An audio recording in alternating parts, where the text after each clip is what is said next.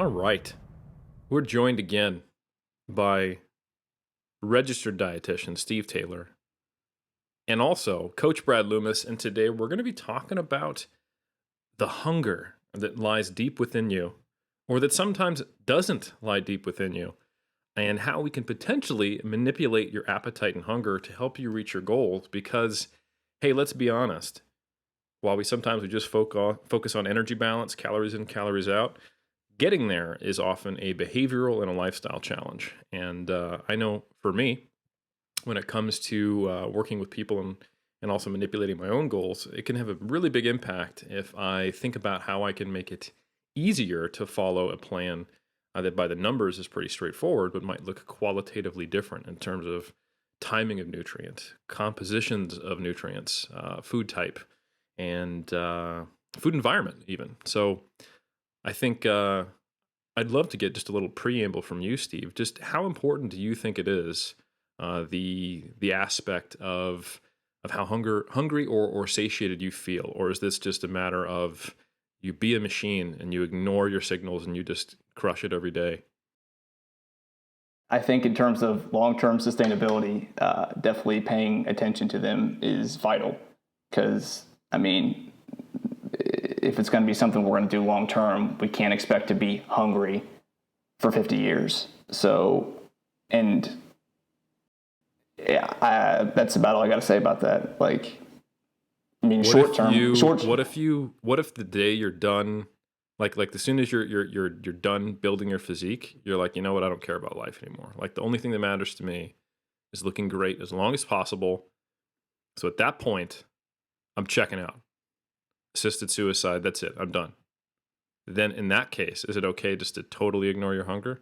Is that a viable strategy? I've never been asked that question.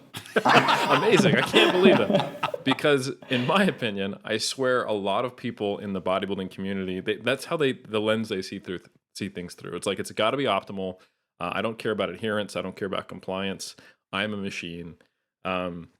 And if I'm really honest, I think I viewed things that way for an unfortunately long time, probably to the detriment of my own coaching abilities early on. And I think it requires you to almost look with disdain upon your own like senses and your own feelings and your own bodily signals. Like I think kind of the old model was like, hey, the only thing that matters is energy balance, surplus, deficit, gain weight, lose weight, ignore how it feels. Feelings don't matter in the jungle. All that matters is the size of my biceps. Because tigers like to eat bigger biceps, apparently. I don't know what that has to do with anything. But the point I'm making is that I think sometimes we discount these variables, but most of the time, I find that when I'm working with people in the real world, outside of like the hardest phase of contest prep, or outside of someone who is really trying to gain weight in the off season and is like hunger is gone and it's been gone for a while, my first port of call is doing things that are maybe non-quantitative in terms of at least how I instruct them. Like these days, if someone off the street says, hey, what can I do to be leaner? It's not like calorie deficit. That is what I'm trying to get them to, but I might tell them, hey, I want you to increase your proportion of lean proteins and fibrous vegetables. And I want you to have a regular meal structure and be more active and do resistance training if you aren't already. And I think that is representative of a paradigm shift in my own thinking towards how do I manipulate behavior to result in the auto-regulation of an appropriate energy intake for that person's goal. So anyway, that's my preamble. I'm going to shut up a little bit, Steve, now with less jokes to be said and more real things to respond to. What do you think? I mean, I agree. And from my personal experience, it was the same thing. For the 3 years that I tracked basically every day, I never paid attention to hunger and fullness, both in season, out of season. It was just, what are my macros? What are my targets? And that was basically the only thought process. So, but like you said, now with the stuff that I currently do, and it's where I start. I mean, basically as soon as I give someone any kind of other prescription, whether it's a calorie target or a protein target or fruit or veggie target, it's still like, hey, like pay attention to your hunger and fullness and let that guide your decision making. So, and I'll even like even if I give somebody like ranges or something on stuff, like I'm still cool if somebody goes like slightly under or slightly over, depending on the situation. Like I think before I might have been like, hey, like no matter what, eat at least this many calories. Like even if you're not hungry, get it down just so we don't cause whatever to happen. Or now I'm like, no, honestly, if like you really were not hungry at all, like don't feel the need to force feed to that low end of the range. Like Right. We're good. For sure. And I think there's a lot to unpack with this conversation, is there's going to be different applications of the same philosophy to different contexts, which we'll get into. But I want to get your input, Brad. You're a man after my own heart, in that, when I met you, you were you were getting shredded. The first time I saw you on stage, you were competing against Berto, and then the next time I saw you on stage, you were leaner than Berto. And come to find out, just shortly after that, where you went to win your pro card in 2008, you went and got your RKC in a state of being leaner than Berto, which is kind of insane, which means you did basically an equal number of kettlebell swings as the number of glute striations we could see on you on stage, which in both cases is a lot. So, I remember that the thing that stood out to us when we brought you on board and we saw you as an athlete was you had a competitive drive, and you were an incredible hard worker, and you pretty much just linearly decreased calories over time and linearly increased your energy expenditure. And there was a point when you were eating not very much food and just doing these ridiculously hard workouts. And some of the videos were like comically effortful, and looking at it in retrospect. And from what we know now, it was a unnecessary level of extreme effort and sacrifice to get to where we got to. And my 2009 season was very similar. I killed myself to get into shape that wasn't as good as my 2019 season. 10 years in retrospect, you live and learn. But I think the point is that I know back then, I think we leaned a little more into like the dedication, desire, and discipline aspect of 3D Muscle Journey. I feel like we were science-based, we were compassionate, we were, talking about being a good human. But when it came time for contest prep, we had no patience for a lack of adherence. We had no patience for not giving it your all. So how did your initial perspective as a athlete influence you as a bodybuilding coach, and has that changed over time with regards to appetite and its effect on adherence? Well, to answer the latter of your two questions, yeah, it's definitely changed over time. And I think you kind of alluded to that, kind of like when you were saying how you were kind of enlightened from the hardcore bodybuilding days, where it was like, I don't care what you think about chicken. You're eating 4 ounces of chicken 3 times a day, period, or you're just not dedicated enough. You're not committed to your goals, And that was a lot of how we thought. And now we're definitely 180 degrees from that. Still making it work, don't get me wrong. But I mean, let's face it, there's a lot of other protein sources besides chicken breast, right? So yeah, I mean, back then it was just like, prepared meals, spend all day Sunday cooking up, weighing everything out, and then every week you just deduct a little bit, just linearly take away calories through a half serving of this and a serving of that, right?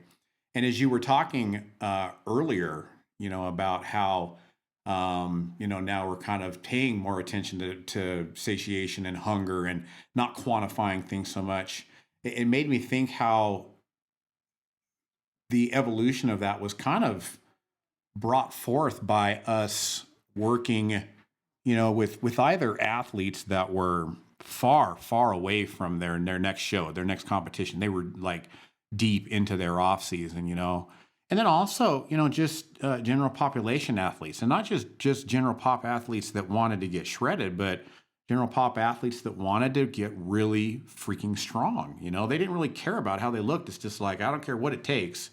I want to be able to deadlift 550 pounds and, through bench press 3 plates, 315.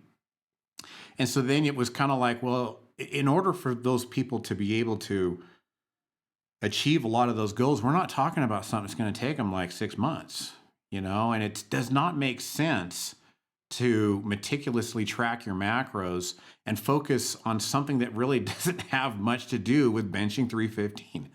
And so we were almost kind of forced into this better way of thinking, really, to where, look, what we need to do here is we need to pay attention to very minimal things and really only those things that matter. Make sure you get in enough protein. Let's make sure that body weight is slowly going up, or at least at a minimum, not going down. And then just achieving the things that we need to get those things happening, where we do need to make sure we're getting enough food in, and we're making sure that there's enough appetite to eat food, or, the opposite, where, the individuals don't necessarily need to gain a lot of weight, but at the same time, we don't want them losing either. We had to come up with a lot of strategies that were outside of meticulously quantifying your food, because nobody's going to do that for, like Steve said, 50 years. Some of these goals are things that are like 3-4 years out. And that's the last thing we want to do, is calculate macros and weigh our food for 3 or 4 years. Well said. Yeah, I think with an extended window of reflection and experience comes a significant change in perspective. And I think that was what really marked the first 3 or 4 years of us as coaches. We started off with people came to us and said, I want a diet for this show. And that's what kicked it off. That's how we first advertised ourselves with the sponsorship of Richard Knapp, Jason Bozak. And it really wasn't until 2011 or 12 where we had taken the same contest prep bodybuilder. So we're still talking about an extreme goal where we were quantifying macros, weighing everything to the gram, daily weigh-ins, all the stuff that kind of hadn't changed in the last 3 or 4 years. But now we started to see what happened to them in the off season, what happened to them between seasons. What did it look like to compete with us in 2010, take 2011 off, and compete in 2012? And I think very quickly we saw the misapplication of what is a successful system, maybe not optimal, but certainly successful for contest prep to the off season. And I remember this was an era where it wasn't just us, we're inheriting a lot of these beliefs from the scene. I remember, I think at the time, Lane Norton was promoting like, hey, if you're not tracking macros in the off season, you're leaving gains on the table, And I think, Andrea, I think she said this, she pointed this out really well when she came to the team that, it's the transitions where people really get fucked up by the sport, when they really kind of break down. It's not knowing how to go from off season to prep and vice versa, or making such a hard right turn that when you come back, it doesn't look good. That's what my experience was, my first contest prep. Most people's experience the first contest prep. And I think trying to lean into that hardcore mentality is a mistake, and trying to deal with that, basically saying there is no off season, which is a common thing we say. And I get some aspects of that I like. You need to be really serious about your off seasons, in that's when you're actually going to change your physique. But I think if you apply that to dietary strictness, and if you apply that to, hey, it doesn't matter how you feel about your food, your hunger and satiety are irrelevant. It's food is fuel. What does that even mean? And we're just going to eat by the numbers. I think that does far more harm than good for most people in the off season. So yeah, I guess what does this transition look like, Steve? So you're a registered dietitian. You've competed in physique sport. You've worked with both competitors and non-competitors alike. Fitness models and people who just want to change their behavior. As you moved more towards this, I have to think about the long term to really help these people achieve these goals, which they want for the rest of their lives. What were some of the first changes you started to make in acknowledgement of this? Well, like we've already talked about, like the biggest one was just from the very beginning, paying attention to like the feedback your body's giving you. The second one, it's semi-related, but it was just about like, what is the level of detail that like we need to know, and like how can we not be more we don't need to be more detailed than we need to be. So it's like, I always at first, even when I started with Gen Pop at the beginning, like I was giving macros to everyone, protein, fat, and carbs. And I don't think anyone I'm working with right now has like macro specific targets. It's all about like, hey, get your protein in, let's stay within our calories, and then just get a moderate amount of carbs and fats. So that was a big shift I made, was like, and especially like we're talking about like off season right now. It's like, does somebody really need to, if they are going to track, have these very specific carb and fat targets in their off season? I mean, you would be able to expand a lot more on that than I would, but from what I've seen and found, like, no, as long as it's a moderate amount, like, we're good to go. Right.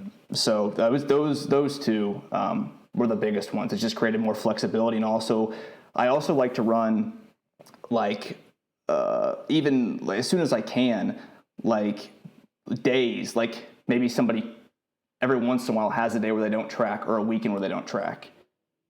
Like even from the beginning, like let's say they're 3-4 weeks in and they're going to do something like, hey, let's just go ahead and not track this day or something, just for one day, and you'll track the other, 13 days after that or whatever it is. But like, let's just throw in, let's see how you're doing with like that, paying attention to how you feel. Mm-hmm. Let's go ahead and test it. And so that way, like from the very beginning, and not obviously this is like not everyone I do this with, but that's what I like to do. But it's like this way from the very beginning, they're already testing that skill of being able to be in tune with the feedback their body's giving them. That totally makes sense. Brad, for you, when you started it's very outcome based. I think when we were coaches, like we saw the issues with tracking macros in the off season. I think for maybe a little while in my head, I was just like, these people aren't dedicated. Like I can do it. Why can't you? And very quickly, it just seemed like I'm just, is the teacher a good teacher if 90% of your students fail? Like probably not. Like you're not teaching them well. So I think I had that realization relatively quickly, and I started to change what I was doing, and a lot of the stuff similar to what Steve was talking about. I think it took me longer to get there, perhaps. But Brad, what were some of the first changes you started making when we kind of started with everyone is on an if it fits your macros based approach?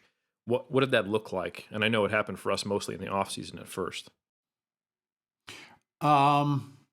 Let me make sure that I'm understanding your question correctly. So we're talking specifically about, okay, we're kind of getting away from tracking macros specifically for the purposes of getting shredded. And now we're kind of started thinking, let's kind of have our cake and eat it too. Let's stay on track with our goals, but maybe not meticulously tracking everything. Is that kind of the question? Yeah, I'll be even more specific. So early on, when you started to realize, and if I'm putting words in your mouth, correct me, that having people track macros year round was either not being followed or caused more problems than it created benefits. What did you start to do with your athletes instead of tracking macros? Yeah. And it was like most things, it was an evolution, and a great deal of it was kind of through my own experience. I enjoyed tracking macros for like the better part of 3 years. I remember vividly, me having like this 1,159 day stretch of consecutive days tracking on MyFitnessPal. Because remember, it says you've done successfully 76 days in a row, or so. I was well over 1,000 days, at one point. Same. And I came to my own conclusion that, I don't really need to worry so much about macros. I can just kind of get in my calorie range, and I mean, shoot, MyFitnessPal is not that accurate, when it comes to calories because of all the rounding of food labels and whatnot. I kind of found out that, I can easily accomplish what it is that I'm trying to do just by looking at the calories only. And then hitting my calorie target, and then it was kind of like I kind of found out, well, shoot, if I end up getting 2,500 one day and then 2,000 the next day, I'm actually meeting my 2,250 calorie goal on average per day. And so it was kind of this trial and error experiment with myself that kind of led me to discover, wow, the sun is going to come up regardless of what I do here. It's going to be there. And I kind of found out through my own evolution that you could get away with these things. And so then, of course, I started professing it to other people, mostly with calories. Like my evolution was very much starting calorie focused. We weren't really thinking too much about macronutrients, because with me, it was kind of more about how does the calories affect the body weight, and eventually I kind of figured out, well, once I know how a person ticks and I see how their body responds weight-wise to these caloric happenings that are coming in, I kind of know how they tick. And as long as they are getting their body weight, I don't need to know what their calories are. I can just watch their body weight and what it does over the course of 6 or 7 weeks. I'll know what their calories are, you know? So that was kind of the evolution, I guess you might say, of kind of figuring things out on my own and then applying it through all the dozens of people that kind of came and gone, and then also finding a great deal of success. I mean, a lot of these people were like me. They were hardcore. You know, you give me numbers, I'm going to find ways to hit them. You know, if I'm having a teaspoon of honey and 4 fish oil capsules, I'm going to meet my macros, you know. And then they kind of like me came to that conclusion through their own experience. Oh, wow, I don't need to be all that meticulous, you know. And then it's kind of come to the point now to where it's like enough of the trial and error of that, you're just going to find out a particular style, pattern, you know, methodology, whatever you want to call it, of eating that keeps you roughly the same weight and still meeting your goals, you know? And then all you need to do is just change those patterns a little bit. You eat twice a day, you're this full after each meal, and you want to gain weight, throw a third one in there, you know? Be a little bit more full, you know? You want to lose weight and you're eating 4 meals a day, make it 3, you know? You're this full after each of those 4 meals, just be a little less full. And they can find out real quickly that just a little subtle change in those little patterns, they end up getting what they want without even calculating a thing. Yep. And I think you just perfectly described kind of the arc of where we're going to go with this conversation, because exactly the same as you, amazingly, it's like we work for the same company or something like that. I also went basically to, well, all right, this macro thing isn't working in the off season. It's actually counterproductive, creates a lot of rigidity. It doesn't really fit well with life. So I need to find looser versions of tracking in the off season. And then the more I tested the waters and found out that my pecs didn't fall off, and that my clients still were able to reach their goals, and I objectively thought about, well, what are the big picture items here? Like, what do we actually care about? You know, I got towards basically, you know, a minimum protein intake and tracking body weight in the off season, you know? And I wasn't even at this point thinking about hunger or satiety per se. I was just saying, hey, I want you to try to eat more so that you gain weight at a faster rate, or eat less so you gain weight at a slower rate. And I think that's almost like the proto version of what we eventually got to, where we were changing appetite and satiety, but just kind of putting it on the client. Like, I need this amount of weight gain. I need this outcome. I don't want you to track all this stuff because that's created problems, and we've seen that. But you get there. And I think now where I'm at and where we're at, and where I think I'm going to kick it back over to you, Steve, is where we're actually trying to purposely change the environment to alter hunger and satiety to facilitate those changes. So we're able to give more tools to the client instead of just saying, I want to see, you know, a pound every 2 months gained.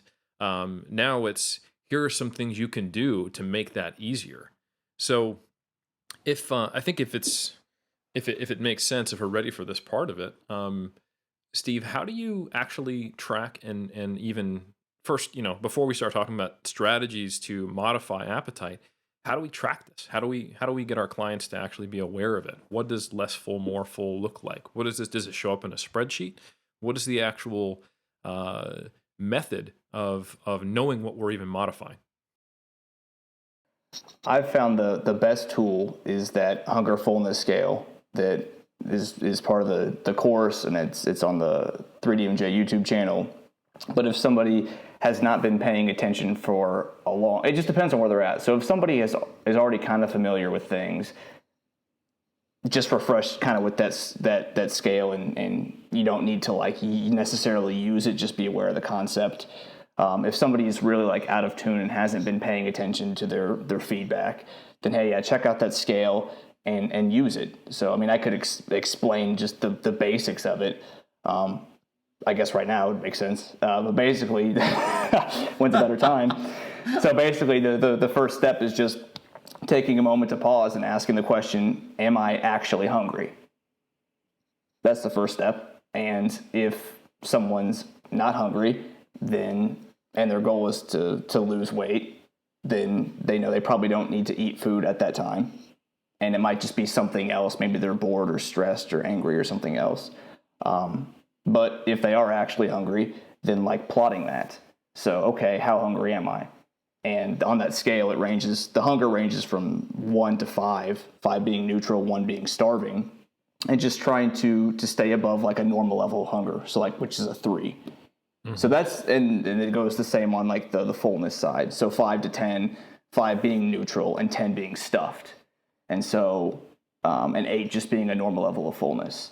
So just using that scale and those numbers as like a way to, okay, well, where am I at on this scale?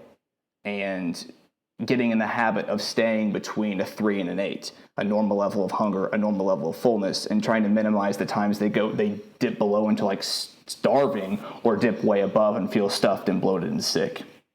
And so, just using that as a tool to, when they sit down to eat at every meal, like before they eat, ask the question, and then after they finish the meal, wait about 15 minutes, where am I at? And give themselves a rating, and use that to help calibrate where they're falling. Totally makes sense. I think just to drop a little science on people. So there are absolutely tons of studies out there where they use what's called the VAS scale, a visual analog scale, which is kind of like the participant looks at a line and puts a finger on it, and then it's broken down into millimeters. So it's typically like a score from 0 to 100 when we actually quantify it.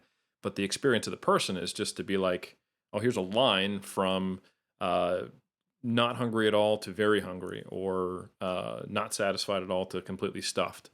And this is a pretty reliable thing, and it seems to have correlations and predictors of actual appetite signaling and actual intake of calories.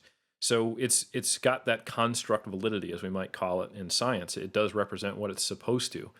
People's feelings of hunger and satiety, which, by the way, just like any other body awareness or awareness, it can be a skill that you learn and a skill that you can get worse at, especially in people who are using the scale and taught to use it, can be a useful tool. So there are studies on what's called mindful eating.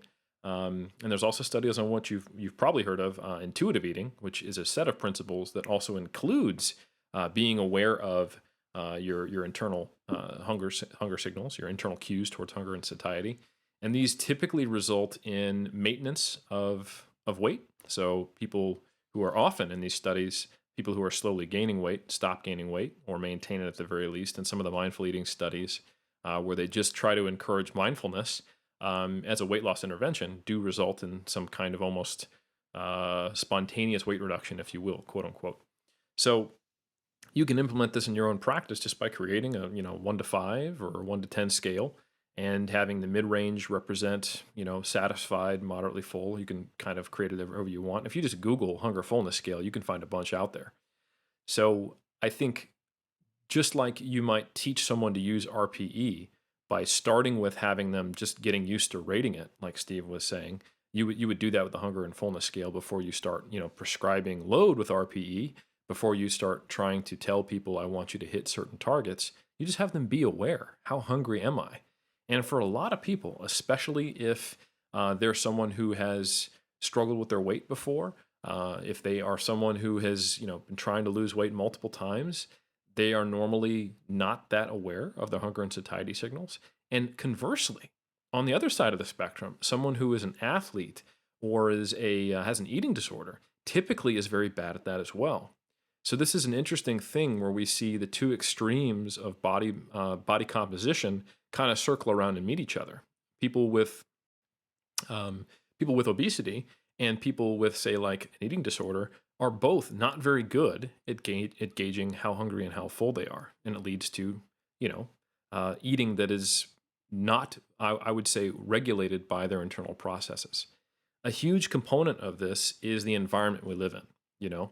So I think an important thing to acknowledge is that before we can start relying on hunger and satiety, we do have to think about the environment someone's in. And the obesity epidemic, the challenge is that most people in the Western world face is that we have reduced energy expenditure. We're not as nearly as active as we used to be. And we're constantly bombarded with external cues related to food, whether that's the smell of food walking by Subway, whether that is, I use that analogy all the time. People must think I love Subway cookies. But anyway, I haven't had a Subway cookie in like a year and a half, I swear. Or whether that's, commercials, whether that's Instagram food porn accounts, whatever. Like we can think of a ton of things. We have social pressures related to eating, like the portion sizes that get served at restaurants are large, and we tend to just eat what we're served, especially if we pay for it or if it's given to us. If we don't prepare the meals ourselves. So there's all these things, and we know that a sedentary level of activity dysregulates your hunger and satiety signals. There's a certain amount of activity we should have for that to be well regulated. And also we have hyperpalatable foods. Even if you go back 50, 60 years, you start to find less of these anecdotes in food advertising related to you can't just have one, These days, like just newsflash, crazy idea, you eat food and you get less hungry, you get more satiated. But there are certain classes and types of foods and snacks where today, if you eat it, you get more hungry. You want more of said thing. So I think the hedonistic drive to eat more is at an all-time high, and the price for lots of calories from hedonistic food is at an all-time low. So when you take all those factors together, we have basically not a great ability to utilize the hunger and satiety scale if you just leave people to their own devices. And it's not just that hunger and satiety aren't functioning; it's that we actively start to not focus on it anymore. Distracted eating, the whole thing. Like mindful eating didn't need to be an intervention before TV. Families would sit down and eat dinner together, discuss, have a social, interaction, cook their food together, clean up, and that was it.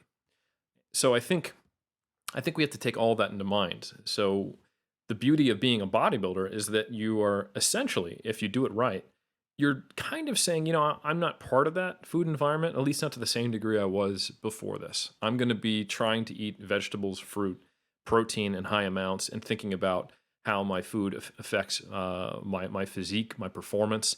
And I'm also going to be much more active. I'm going to be engaging in resistance training and potentially at various times cardiovascular training, so that whole sedentary thing doesn't apply to me.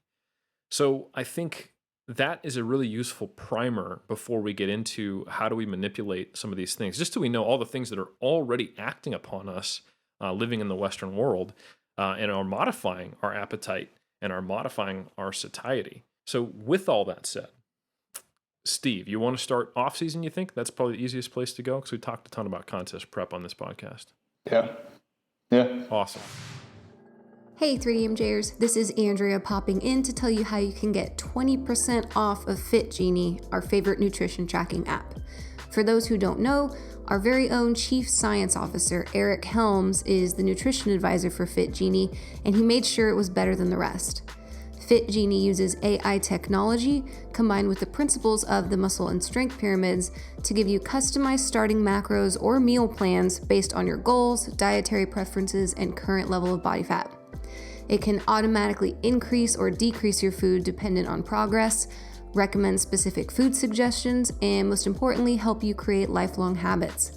The app is available on both iOS and Android, and the basic version is free for all users. Just take the quiz and it'll pop out a custom nutrition plan for you. It's freaking beautiful, and it does not have any ads like most other tracking apps. And if you want premium upgrades, such as curated meal plans, carb and macro cycling, micronutrient tracking, and a personalized food database, use our link for 20% off your membership. Just go to 3dmusclejourney.com/fitgenie. That's 3dmusclejourney.com/FITGENIE. Take the quiz to get your recommended food intakes, and you'll automatically see the discounted prices at sign up. This deal isn't available if you go straight to the app, so make sure to sign up online and get that automatic discount first, and then you can use those premium tools within the app. Again, 3dmusclejourney.com/fitgenie. Thanks for listening and enjoy the rest of the show. All right, so what do you find in the off season are some of the biggest challenges for your clients, and how do you address them? And by off season, I mean someone who's maybe purposely trying to gain weight and gain muscle mass. Want to start with that? Yep. What are some of these strategies you use? Well, and I'll say the first thing, honestly, and it makes me think of that blog post you wrote, I think it was end of the summer, the default diet. So I've just found that a lot of times, especially when someone first comes to me, if it's for gaining, they've typically don't have a lot of structure, the same type of structure they would have for like a fat loss phase. Because it's almost like at some point during a fat loss phase, like you end up, like regardless, inevitably come up with a structure because like you need to modify to keep your appetite under control and to keep yourself from getting too hungry. Mm-hmm. Absolutely. And but like with like a gaining phase, I've noticed that a lot of times that structure is just missing. So it's like they're just not, because it doesn't have to be there. Because especially if they're trying to push higher than their body likes to go anyway, and unless they're closely monitoring things like their body weight. So that's the first thing, is like, hey, let's come up with some sort of structure just like you have whenever you're trying to lose weight. Mm-hmm. So structure is huge. Yeah, just to kind of dovetail on that, I think that's something that is probably acknowledged a little more outside of the bodybuilding community.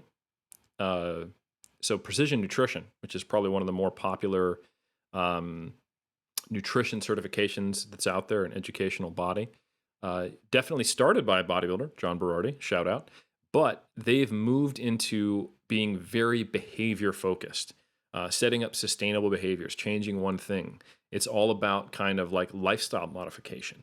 While I think if you were to read, especially 10 years ago, while the science hasn't changed tremendously on how to eat for fat loss or muscle gain or et cetera, it's very much focused on like, hey, here's your BMR equation.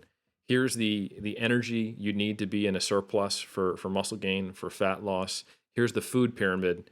Now do that. Hit those numbers without a whole lot of, and what does that look like and how do we engineer your diet? So I totally agree with you.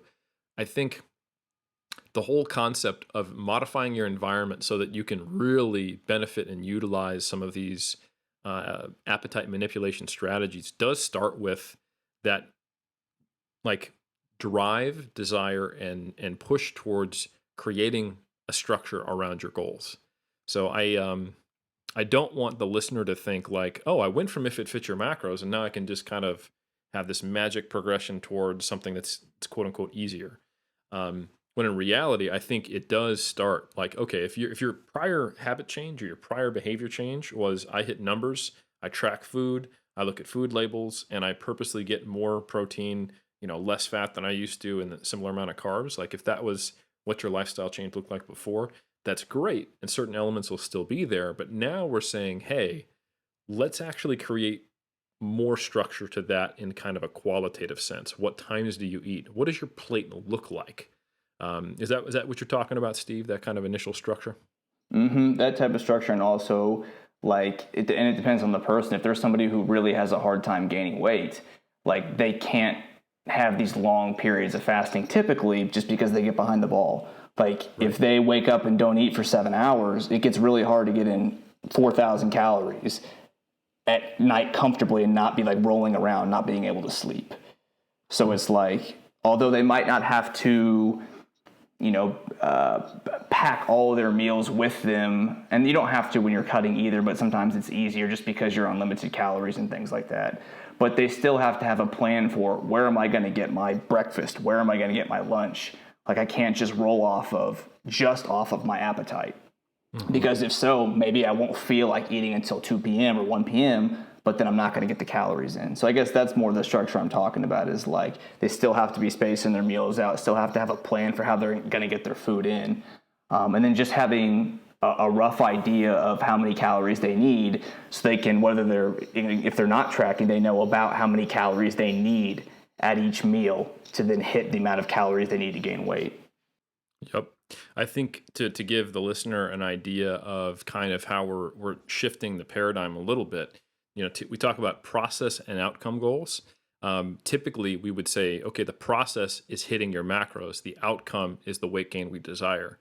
I think what we're saying here is, yeah, but there's some unintended consequences from that.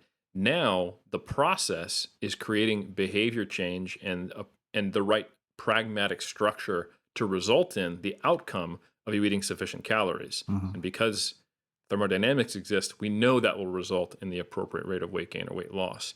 So now we're kind of focusing on something that actually is a little more sustainable, that is something that will last across in season to off season, a structure that can be in place throughout it. Where previously, like we were talking about Brad and my history, I think the downside of what we were doing before, Brad, is I would have some of these tools in the off season become contest prep, get the food scale out, we're hitting within 5 grams starting week 1.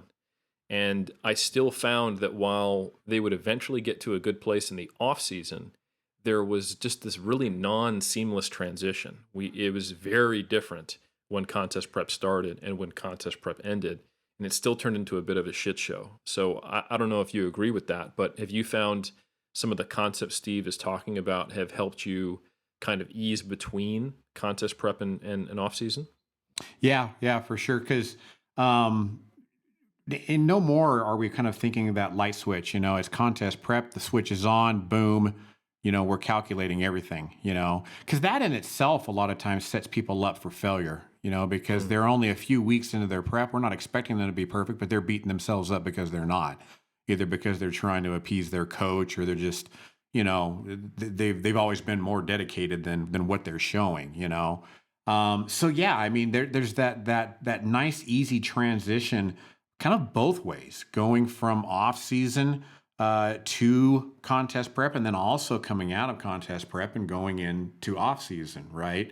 But yeah, I mean, as far as strategies go, one of the things that I really find super useful, kind of dovetailing off of Steve's conversation with those trying to gain, is structure also to just like the palatability of food. So you've got structure of, okay, you have your planned meals, breakfast, lunch, dinner.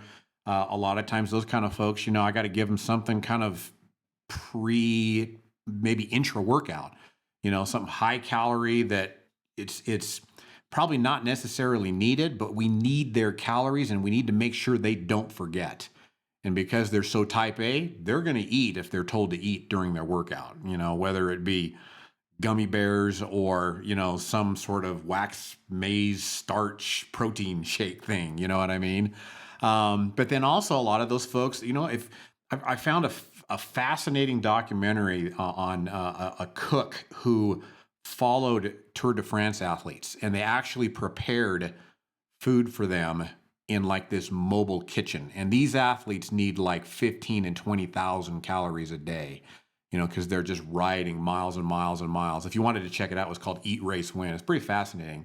But they kind of gave these athletes, these cyclists, cheesy sauces that stimulated appetite.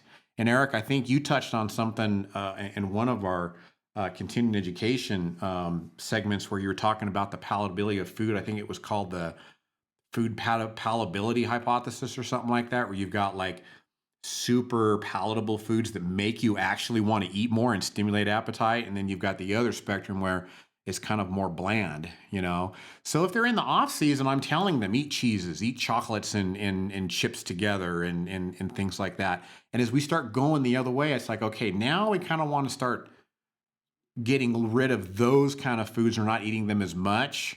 And then kind of start thinking to ourselves, okay, we probably really don't need that intra workout meal. Let's just kind of get back to our 3 square meals a day. This amount of appetite beforehand, this amount of satiation afterward. And then, make sure we get our protein. It's like the protein, that's like the one macronutrient that it seems like everybody needs to track year round. I don't know about you guys, but it seems like that's the one. That is the one that we really need to pay attention to. Whether it be, okay, let's make sure that we see this much protein on each of the plates that we have our meals with, or, just ballparking protein grams per day, something like that. But yeah, as we're starting to kind of transition and say, okay, let's not worry about all those tasty foods, and let's not get 5 meals in a structured way. Let's get 3 meals in a structured way. And let's start shifting from the palatable end of the scale more toward, I'm not going to say bland. We don't need to go black or white. But, maybe we don't use cheese sauces. We just use regular seasoning, things like that. And then we can kind of start slowly shifting into more. Now we probably need to start calculating calories a little bit while still hitting our protein number. Now we got to kind of start thinking, let's be a little bit more meticulous with the weighing of our food and tracking those calories. And we have this nice little spectrum to where we really only need to be that anal, kind of, excuse the term, asshole-ish bodybuilder that needs to bring all their food with them for a limited period of time, That's right. Only anal and asshole-ish in the final couple months. No, but I like the way you put that, Brad. And I think, I was talking about the quote-unquote obesogenic environment and all those environmental cues and societal realities which lead us to gain weight in the West. But like I said, they weren't there, even if you go back a handful of decades, and they were really not there if you go back, centuries. And they aren't there in some other societies, at least to the same degree. So if there are obesogenic environments, there are also environments which can lead to being leaner. And not just simply, back when we had to hunt for our food and we couldn't find food, but other things that are a little more simple. And if you look at societies with lower body mass indexes, they typically consume a lot more vegetables. They typically aren't as distracted at meals.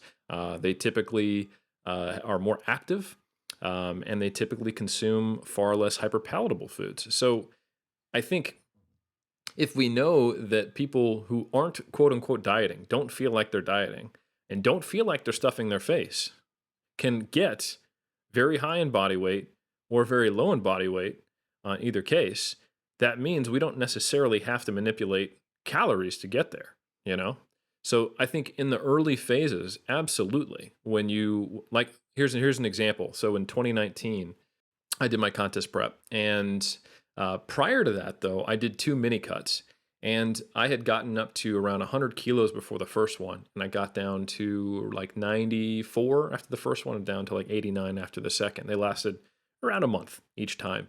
And that's pretty fast weight loss, but I didn't track. I just made slight modifications, because to get to 100 kilograms, my rules were never be hungry, always feel full after a meal, and I focused on a lot more hyperpalatable foods. I was eating out a lot. Expensive way to bulk, folks, but absolutely it worked. So when I switched, I just was like, all right, I'm not going to eat out. I'm going to make my own meals. Maybe I still will once or twice a week, but I went from cooking, I think, 0 meals per week for dinner to like 4 or 5. And I lost weight easily. I was ready to diet. I didn't need to track. Obviously, that did change at a certain point in prep quite early, when I was trying to get very lean, and it made more sense to start having more rigid rules. But I think, why not take advantage of those easy wins when we know that the kind of the cumulative stresses of contest prep can really beat somebody down? So I kind of hinted at some of it a little bit, as did Brad. Steve, let's talk about what are some of the most effective strategies you've used to help people get in more calories so they can be in a surplus and gain weight. Basically make them like, most Americans, it sounds like. And we're talking about people who have a hard time gaining weight, not somebody who Absolutely. just okay. Simple stuff like you guys have already mentioned, just making sure your foods are tasty. Like, you have to find foods that you enjoy eating and that make you want to eat more food. Very basic, but like that needs to be there. Liquid calories is huge. So shakes and smoothies and added oils. Heck, I've even found like replacing some like whole food protein sources with just like whey protein shakes, so you can still hit your protein target but not be as full. Like, that's helpful. And I actually found like a few like just like random things have been helpful. One is like using light activity to stimulate appetite. So like, even if you go for like, let's say, do something for 20 or 30 minutes that burns an extra 200 calories, that might allow you to consume an extra 600 or 700. So that's just like, because I've been on both ends of the spectrum, like having a hard time, like at the end of a contest prep, like trying to stay full, and also being at like my upper end of my set point, being like, wow, I feel nauseous trying to get this food down. Like, how can I eat more?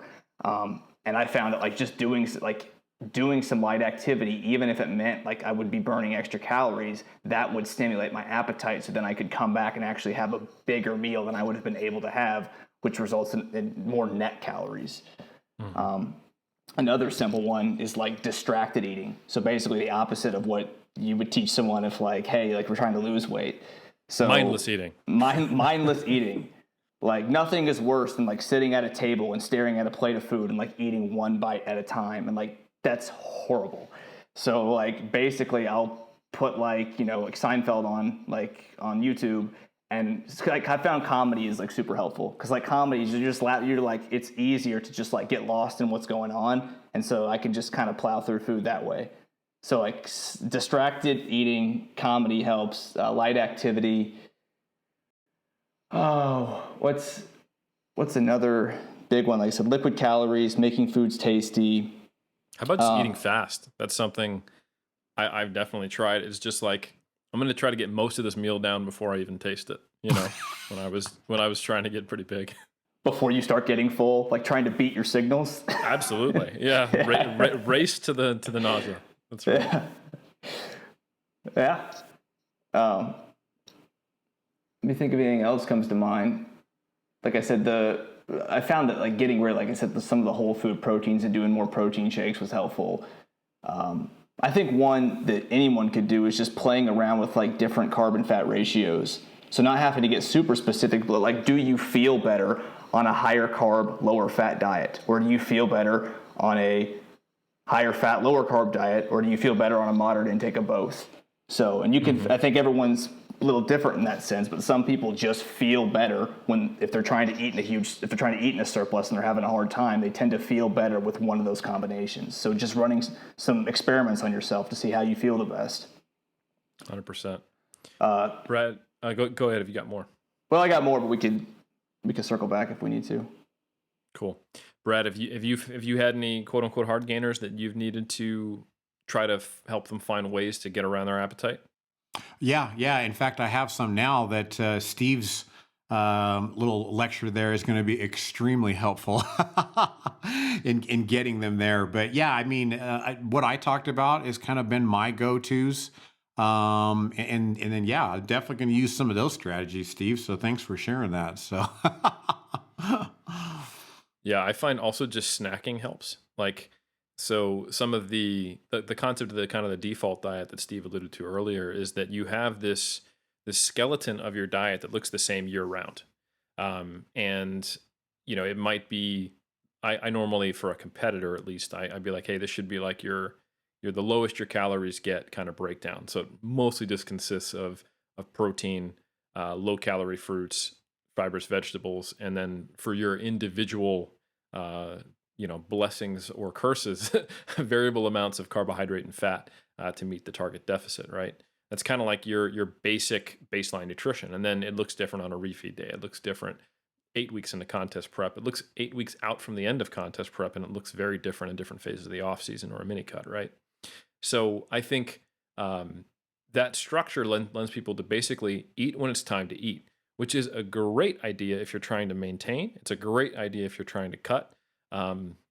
However, I think filling in those spaces with, when you get the opportunity to snack on something, that's fine for the people who have trouble gaining weight.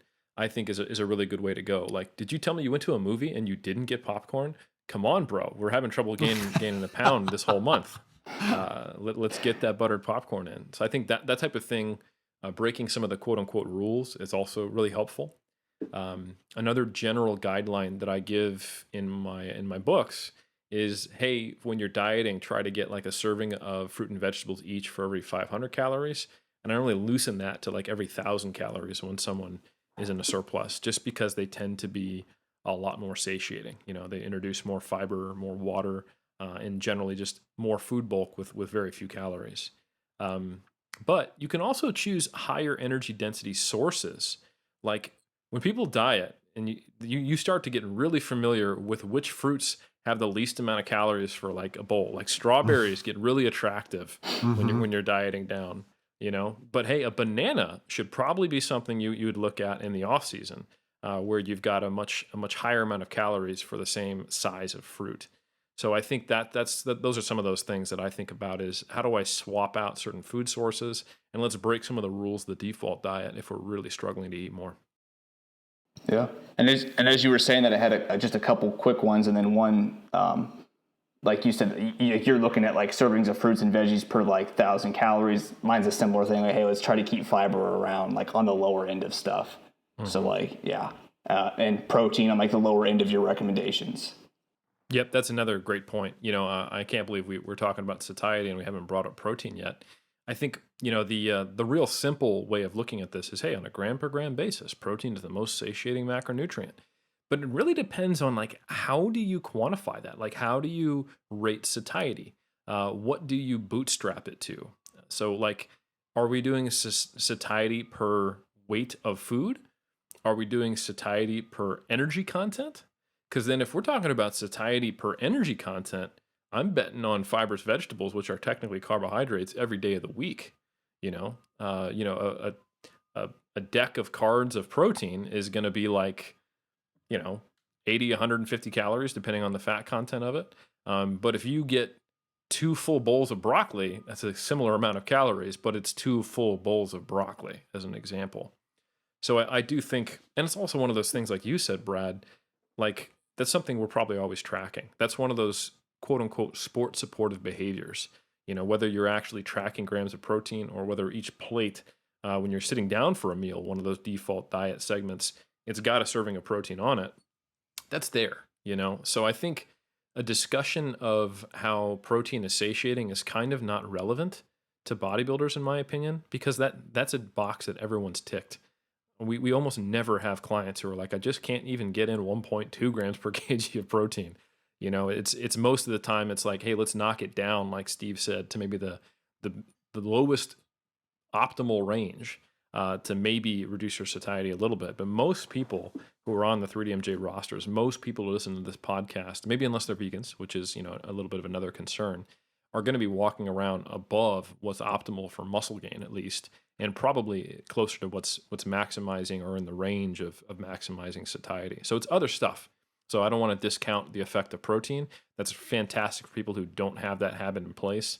But that's probably one of the very first habits, at least I don't know if you guys both agree, that most folks interested in lifting weights do with their nutrition. Yeah, I would agree. Right now, with the vegan and vegetarian diets being so popular, it's getting a box that gets checked off less frequently, and we got to kind of start thinking about them more and more.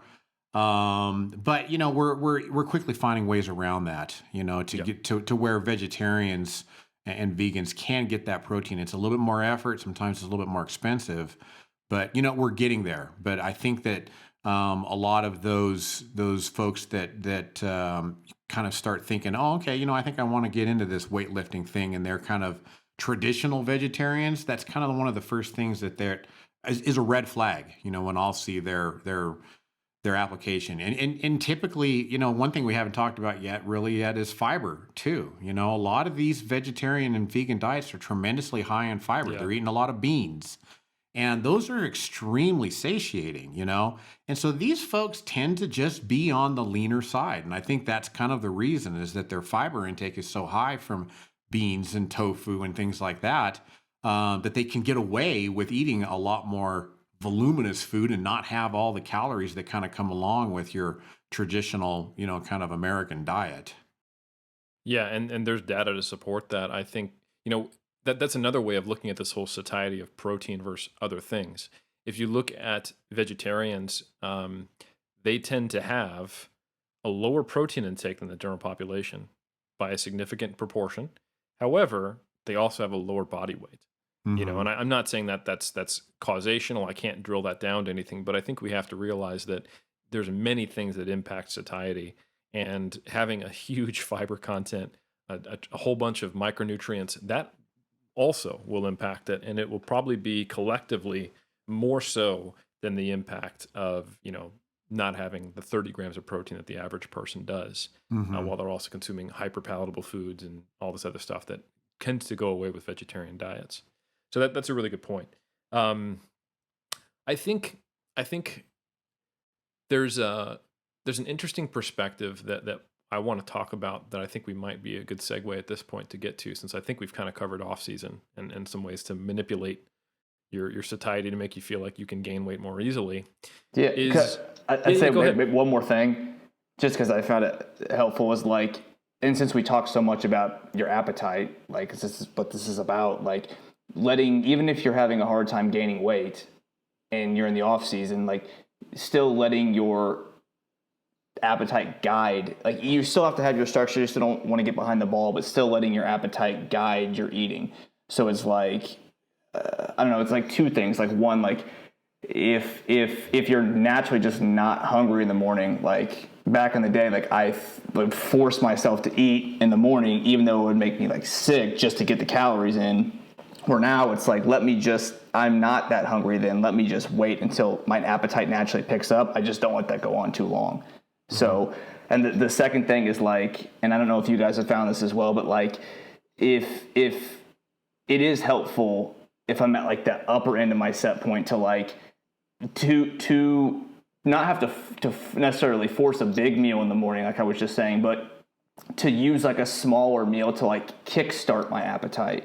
So like I could go until 2 and not be hungry, but if I had like just something at like 11 maybe or whatever, like that will kind of get things moving faster. And I don't know if you guys have found that anecdotally of like, we're all different in the sense of like, but I've found that like sometimes it's helpful to like get a little meal in to kind of get my appetite rolling if I'm having a hard time.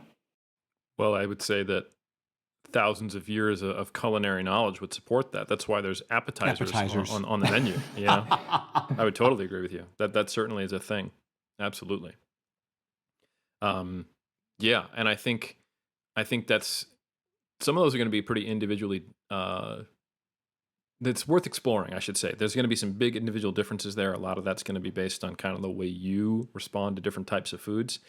But a great example for me, I think while you're talking about this, I think of when I go out to eat Mexican food, whether or not there are chips and salsa at the table does not change the fact that I eat a whole burrito. You know what I'm saying? Like that burrito gets eaten because I came there, I'm going to eat that burrito. I like it. With the chips and salsa, it's just a great little, like, it makes me excited about the burrito to come because it gives me a little bit of that saltiness, a little bit of that spice, but I want something more substantial. But if we were to look at the numbers, like, I ate a lot more calories because I had, a freaking basket of chips on top of it. So that's absolutely a thing. Kind of going back to this whole satiety rating thing, to give people a little more understanding of what we're doing on the back end. So like, let's say we have this 1 to 10 satiety scale and 5 is not hungry, not full. This is kind of like when you're walking around on vacation, you could say, I could eat if someone brings up, getting like, gelato, but if you were at a 6 or a 7, you'd be like, no, I'll pass, right? And then, 4 or 3, you're actually getting reasonably hungry, you want to eat. If you're hanging out in like a 3 to 7 range most of the time, that is, I'm hungry to I'm satisfied, and you're not in a quote unquote obesogenic environment, that means you're probably going to be maintaining your weight so long as you're reasonably active and you tick all those other boxes we talked about. And what you can do is just simply upshift in that range 1 or 2 points to gain weight. You go from being from a 3 to a 7 to a 4 to an 8, and now you'll probably be in a smaller surplus. Or you can get to a 5 and a 9. That was kind of my rule, never be hungry. And that's what it took for me to get kind of into the upper ends of where my body starts not allowing me to feel hungry and not wanting me to keep gaining weight. And then so the combination of modifying the palatability of your diet and then accepting different levels of hunger or satiety is what we're manipulating. Because if I was to give you the same diet you would use 8 weeks out in terms of the food selection, but the appropriate calories, you would hit that 8 or 9 on the fullness scale before you were even in a big enough surplus. You try to eat like a bro. We know just how hard that is. We can all remember, not all of us, many of us can remember back in the day how that actually became a challenge. Brad, I'm specifically thinking of WNBF pro and all around great guy, Luis Burgos. When he first came to us and he was eating clean all the time. And this guy had a pretty revved up metabolism, quote unquote. I think he had to take in around 650 grams of carbs along with triple digit numbers of fat in the off season to gain weight. Similar size to me, I think, on stage. So for him to get up into around 100 kilos, around 220, 230 pounds in that range, he was really struggling. And he came to us with what looked like a GH gut. And then we found out his diet, and he basically had like 3 carb sources, and most of it was oats. So he'd walk around with like this this Shaker big water bottle full of oats that he would work on the whole day. And I think we figured it out one time, and he was on like 150 grams of fiber every day. And I shit you not, once we got him just consuming Greek yogurt and a lot, and like some of the like Ben and Jerry Greek yogurts. Remember when those were back in the day? They had like a decent amount of protein in them, and they were much higher calories, and just, cut down on his fiber and added some more palatable things. And all of a sudden, he was able to gain weight and lost his gut. It was crazy.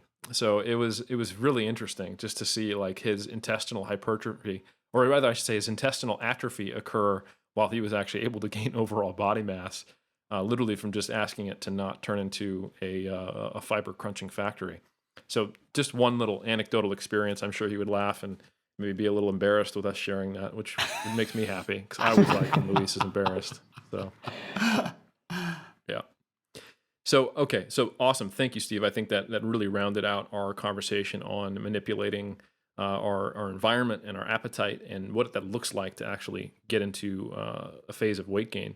So I think when we start talking about cutting, it almost seamlessly blends into weight maintenance. Because like I talked about, if you were to modify your environment, your foods, and all that stuff, and not try to actually be lower on that satiety hunger scale, like not downshift to say like a 2 to a 5 all the time or something like that, or a 3 to a 6, but instead just modify your foods, just modify your activity, and do a lot of those things that we see are just beneficial for wellness and health, and look a little more like a non-Western country or a Western country from 100 years ago, we know that you'd probably drop a fair amount of body weight. The average person. Some people wouldn't, some people would.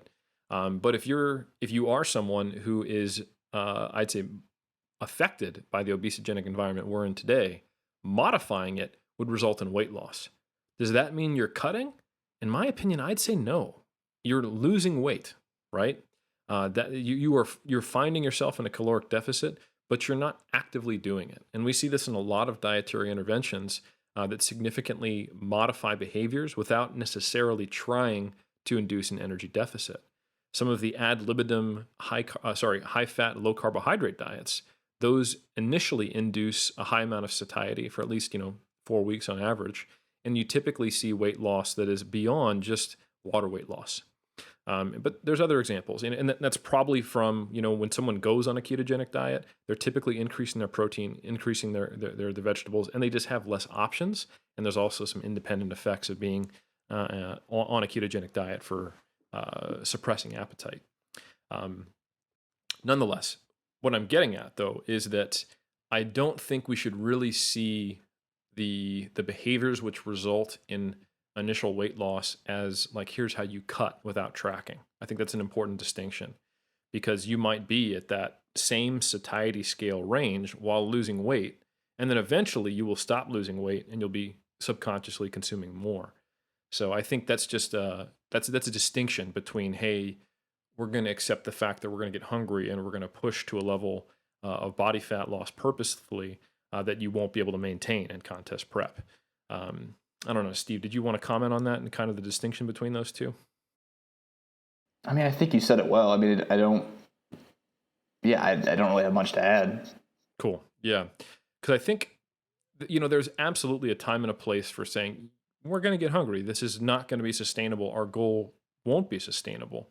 But I would say, like, most of the time, if you're a non-competitor, that shouldn't be how you approach these phases, I mean, absolutely. If you really want to grow muscle effectively, you may need to get into a surplus, and that's going to come with muscle gain and fat gain. And eventually you're going to want to go through a cleanup phase. And it may be something that is done more efficiently through a purposeful diet.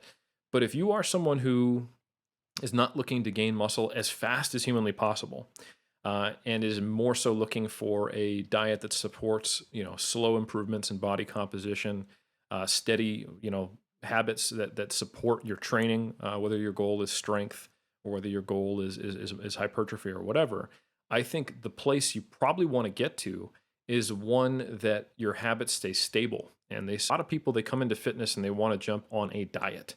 And I think instead, if they just modify their behaviors and still feel satiated, that will do so much work for them. And I think they they underappreciate and they under anticipate how much of a change that'll actually make. So I don't know, Steve, you've worked with a lot of general population people who you don't actually put on a quote unquote diet. What does that process look like?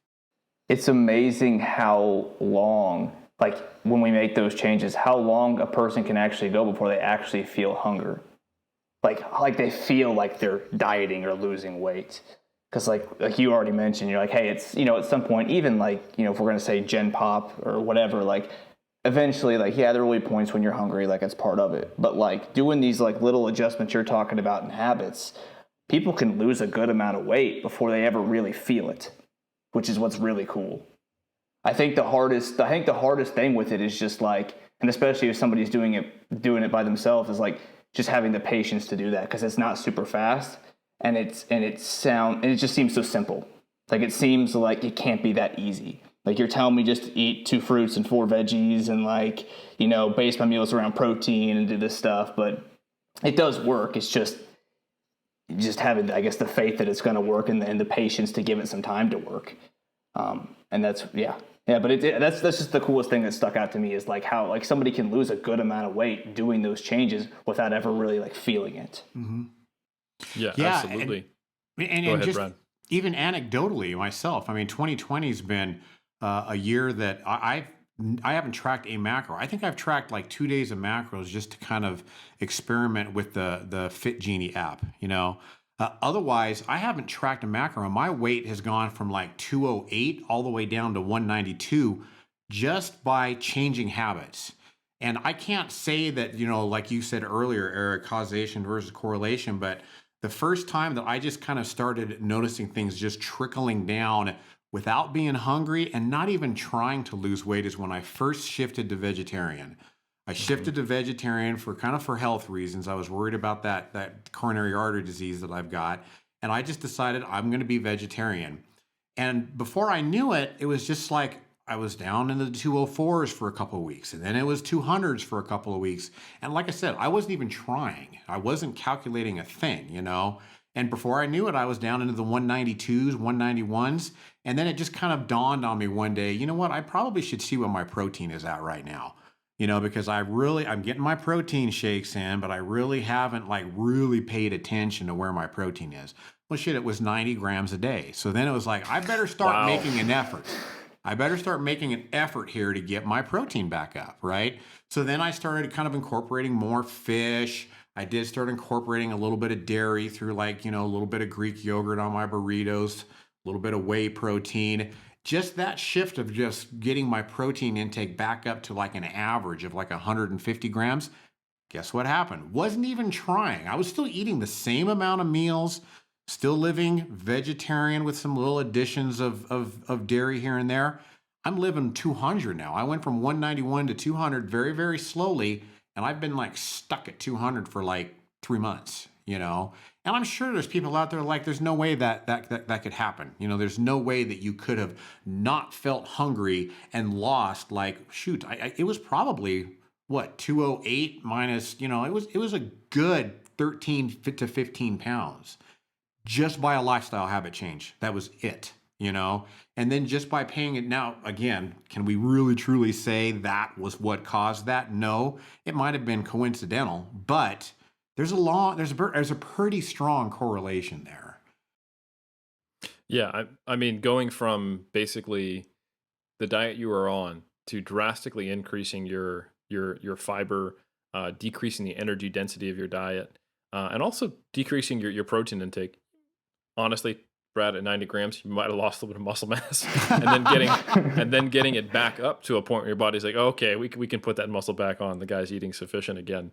What doesn't surprise me at all, because I think you see similar things in some research. Some of the research on energy density, which just you can calculate this, is you just take the weight of the food and you divide it by the energy in it.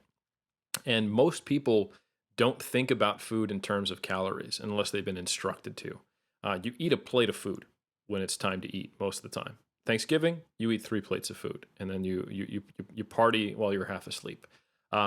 So the idea of just eating a plate of food, that means, okay, well, if I become a vegetarian all of a sudden, or if I just start eating mostly lean meats and and fibrous vegetables, that plate has a very different caloric consumption, or rather I should say caloric value, which will alter your caloric consumption. And it will result in you settling at a lower body weight pretty predictably if you look at some of uh, the energy density literature. And there's even been studies where they've taken a work cohort. So this is kind of like a corporate wellness study that I'm thinking of. I can't remember the author's name, but it was pretty cool. And in one group, all they did was give them guidance around modifying satiety and reducing energy intake by habit change. So it was stuff like eating more spicy foods, eating a certain number of servings of vegetables, increasing their protein intake, and all the stuff that should result in a decrease in hunger and an increase in appetite, but without ever telling them the goal is to lose weight or the goal is to decrease calories. This is just a wellness eating program. And they compared it to another group who was given a protocol of here's all the ways to get an energy deficit and lose weight. Both of them reduced weight quite similarly and quite effectively, except the dropout rate was substantially higher in the group that was told to drop calories and lose body weight. And the adherence rate was over 80%, which is unheard of in the other group. So I think that's pretty cool. And I think that speaks to what we're talking about. And I think that tells you a little bit also about how to deliver what might be very similar information as a coach. So someone might come to you with saying, hey, I want to lose weight. I want to get leaner. I'm getting into this bodybuilding journey and, I'm changing my diet and all this stuff. And I think the goal of the coach should be to try to reframe things for them towards process, towards behavior change. And we go, awesome, all that stuff will come, but let's get into a really consistent, productive weight training program. Let's get a daily schedule. Let's create a default diet for you. All that other stuff will come, but we don't want to jump into something unprepared. Don't worry about you losing weight or gaining weight right now. You've got a really low threshold for making positive adaptations. We're going to see body composition improvements, but don't worry about the numbers. Let's get protein in every meal. Let's get a vegetable or fruit in every meal. Let's have 3 meals and then 1 shake after you're done training. Let's train 4 days a week. Let's get those RPEs in place. And you get all of those process things lined up. And because they are not focused on body weight, it doesn't become a self-fulfilling prophecy of when the scale doesn't go down, this means, oh shit, I need to do more cardio or I need to cut calories, or that you get an emotional report as a coach. If you can actually get that buy-in, if you can reframe it for them, and honestly, what that really means is that they reframe it for themselves. You can't change their perspective for them, but you can at least lead them down that path. Then the scale doesn't mean much, and they're pleasantly surprised when it goes down. And if it doesn't go down, it doesn't go down. That's okay, because we've got all these other wins. Yeah, I got my vegetable in. Yeah, I got my protein in. Yes, I trained today. Yeah, I'm getting stronger. And those are the wins you focus on. And the weight loss is just a happy accident. And I think that's the perspective you want to take. Because if you come into it as a coach, as, I listened to this podcast episode and they told me that I can just modify all these behaviors and I'll get weight loss. And when it doesn't work, you're frustrated about it and you do more. I think you're kind of missing the point, and you're also going to trickle down onto your client to get them to think this is a weight loss intervention. So that would be there's a little bit of a soapbox rant, but I think that's really important. That should be like the first step, because you want to find a new norm. What is someone's baseline body composition when they are someone who lifts and they're someone who is not victim to that environment that we've talked about a whole lot, but they're victim to the muscledom, the iron Eden, if you will, of that kind of environment, not the obesogenic environment, but one that is filled with lean proteins and vegetables aplenty. So I think set up that first, and that should always be your first step, because then you have that foundation that then can lead to whatever goal that may be: competitive, non-competitive, off-season, in-season, etc. Eric, I would just expand on that and say that those two worlds don't necessarily have to live on opposite ends of the spectrum.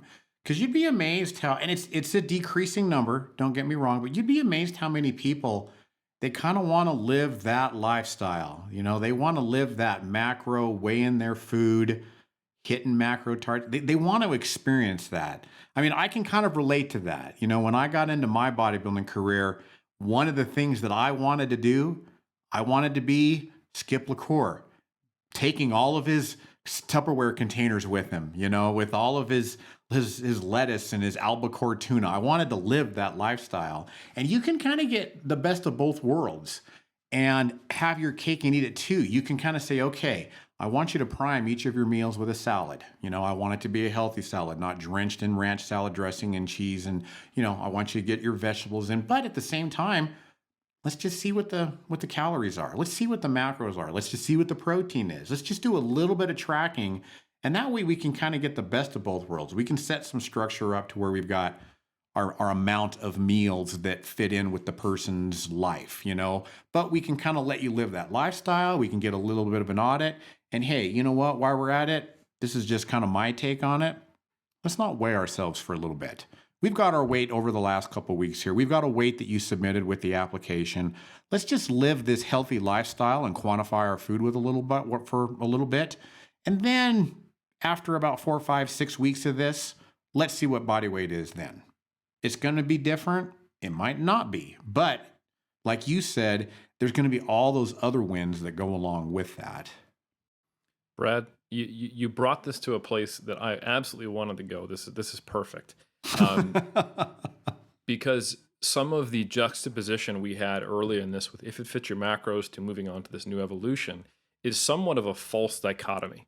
Really, the only thing that I see as a problem is using tracking as a replacement for your awareness of your hunger and satiety signals, and as the only structure, meaning you don't eat at consistent times. Mm-hmm. The only thing that's consistent is I have 3 numbers that by day's end I've hit. And I think that's the only time it's a problem, because nothing says that you can't track your hunger and satiety and track your macros. And instead of the macros being a target, they're now an outcome. Mm-hmm. So the goal might be to fall between, let's say you're gaining weight, between a 5 to an 8 on the satiety scale, right?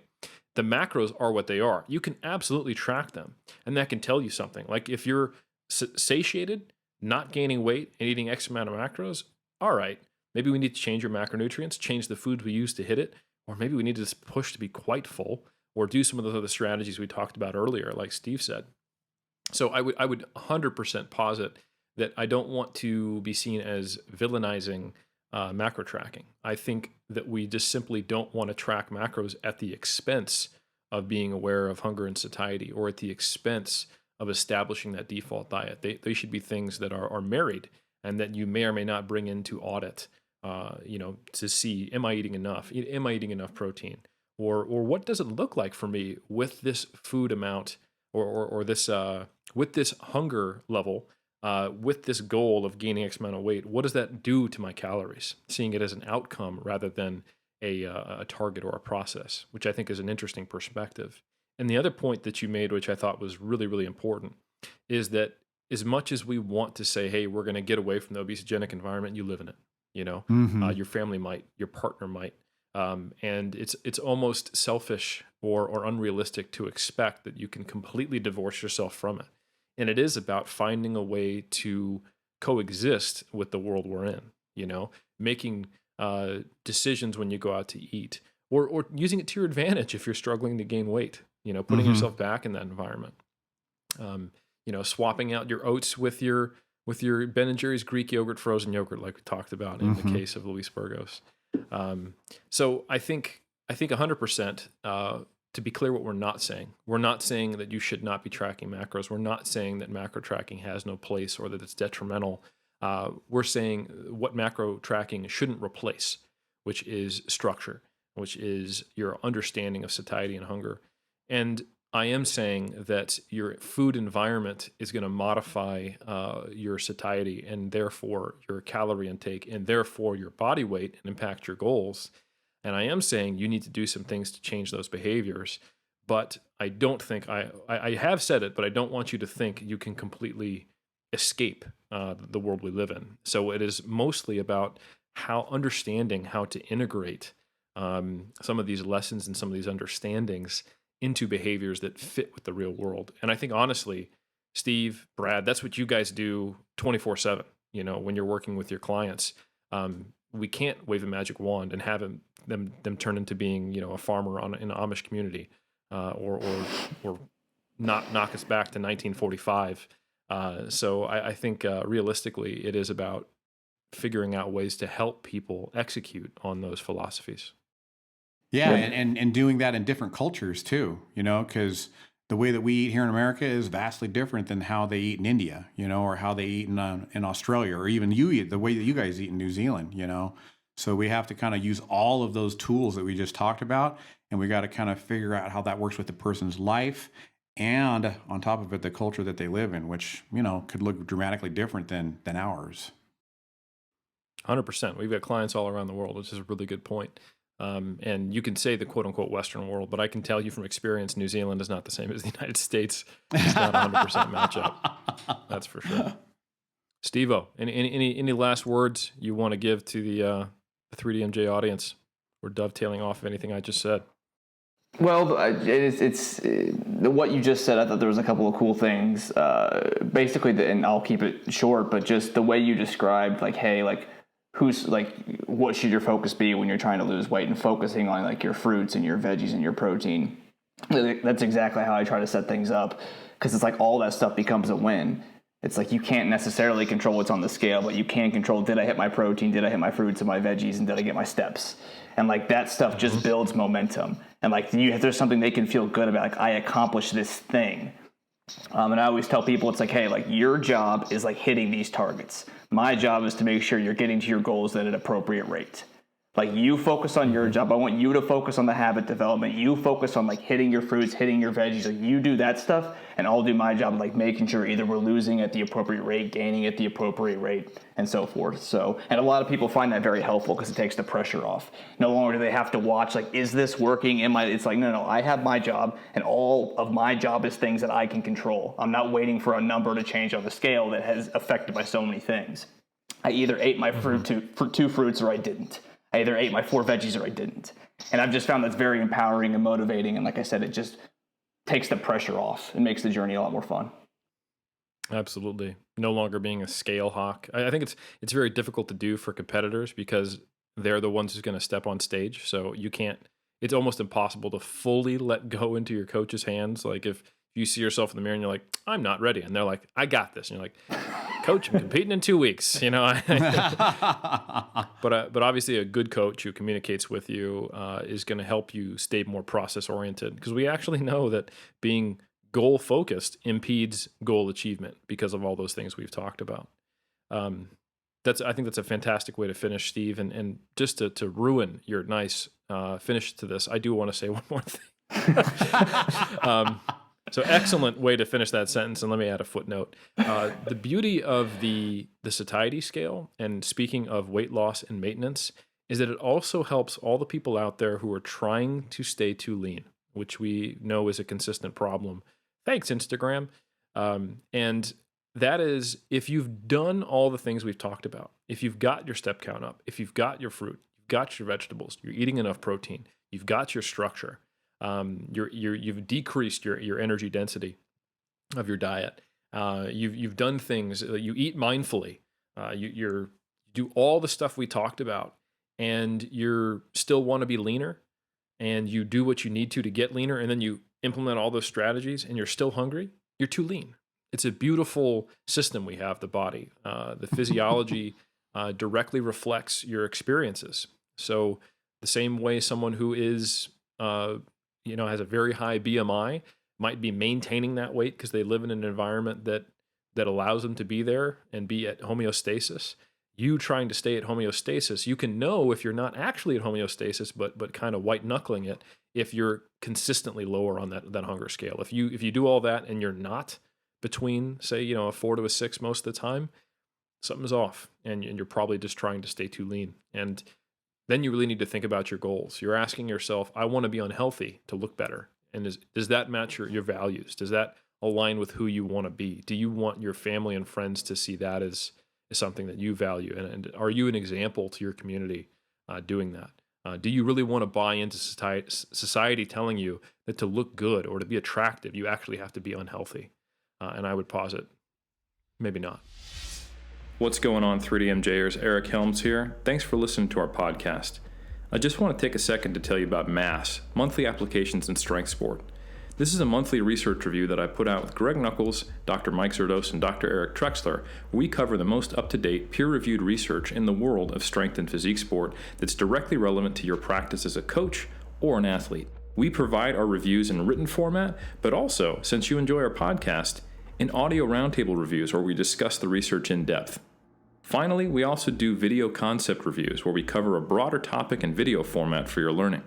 For fitness professionals, you can take quizzes on mass content and earn continuing education credits for most of the biggest certifying bodies in the fitness industry. If you want to sign up and get a subscription, head over to 3dmusclejourney.com and click on the Products tab. Thanks for your time, and thanks for listening.